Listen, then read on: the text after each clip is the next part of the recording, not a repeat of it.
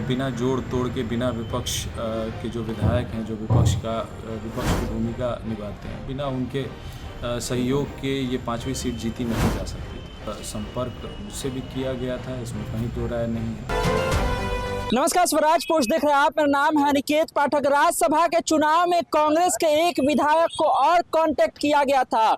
उनको पैसा देने की बात भी कही गई थी और उनको कहा गया था कि पैसा ले लीजिए और वोट हमारे तरफ कर दीजिए। इस तरह की बात जो है कांग्रेस के विधायक हैं अभिषेक रंजन, वो खुद कहते हुए नजर आ रहे हैं और बता रहे हैं कि किस तरह से उनको भी पैसे का ऑफर दिया गया था, लालच दिया गया था कि वो अपना वोट जो है महागठबंधन के प्रत्याशी को न देकर किसी और को दे दे या फिर वोट करने ही नहीं आए। देखिए, राज्यसभा के चुनाव के दौरान देखा था आपने किस तरह से कांग्रेस के जो 3 विधायक हैं वो वोट करने नहीं पहुंचे थे, उनको नोटिस भी पहुंच गया है और कैसे अब विधायकों को लालच दिया गया था, पैसे की बात कही गई थी, उस पर जो है खुद कांग्रेस के जो विधायक हैं वो खुद खुलासा कर रहे हैं। क्या कुछ कह रहे हैं, आप सबसे पहले अभिषेक रंजन को सुन लीजिए। लोकसभा चुनाव को लेकर आपसे भी एनडीए के लोग संपर्क किए थे, क्या कुछ बातें हुई थी? कहा जा रहा था कि आप भी उनके संपर्क में थे। देखिए, जब राज्यसभा के 5वें सीट के लिए एनडीए गठबंधन ने अपना प्रत्याशी उतारा, उसी दिन से चीज़ें तय हो गई थी कि जोड़ तोड़ की राजनीति होने वाली है और बिना जोड़ तोड़ के, बिना विपक्ष के जो विधायक हैं, जो विपक्ष की भूमिका निभाते हैं, बिना उनके सहयोग के ये 5वीं सीट जीती नहीं जा सकती थी। तो उसी दरमियान संपर्क मुझसे भी किया गया था, इसमें कहीं दो राय नहीं है।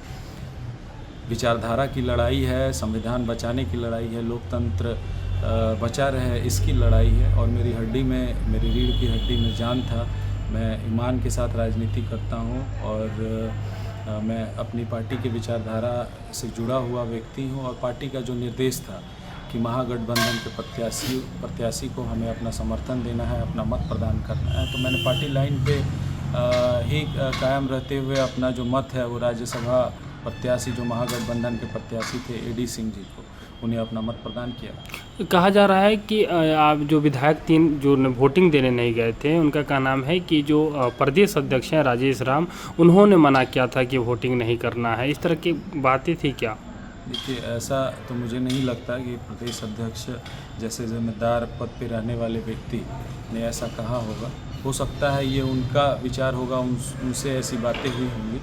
मुझे जहाँ तक बताया गया अपने नेतृत्व के द्वारा, अध्यक्ष जी के द्वारा और प्रभारी जी के द्वारा, ये बताया गया कि राहुल जी से तेजस्वी जी के मिलने के बाद ये तय हुआ है कि कांग्रेस पार्टी को महागठबंधन के जो प्रत्याशी हैं एडी सिंह जी को, उनके साथ हमें अपना समर्थन रखना है, उन्हें अपना समर्थन देना है और मुझे यही निर्देशित किया गया था जिसका मैंने पालन किया। क्या लग रहा है कि आप भी पार्टी बदलेंगे या इसी पार्टी में रहकर अपना पूरा कार्यकाल पूरा करेंगे? देखिए, मैं यूथ कांग्रेस के एक सबसे छोटे पद विधानसभा अध्यक्ष से 2013 में मैंने अपनी राजनीति की शुरुआत की और मैं किसी नेता का पुत्र नहीं हूँ और पार्टी ने मुझे आगे, मेरे संगठन युवा कांग्रेस ने, मेरे संगठन ने मुझे आगे बढ़ाने का काम किया है। 2 बार मुझे चुनाव लड़ने का पार्टी सिंबल पे मौका मिला है और पार्टी की बदौलत ही मैं चनपटिया विधानसभा का विधायक के रूप में विधानसभा में नेतृत्व कर रहा हूं और मैं लगातार पार्टी की विचारधारा से सहमत हूं और हम विपक्ष के जो भी विधायक हैं उनके ऊपर ही बिहार में विपक्ष की भूमिका अदा करने की बहुत बड़ी जिम्मेदारी है। तो मैं लगातार पार्टी के साथ जुड़ा हुआ हूं और पार्टी के साथ ही जुड़ा रहूँगा।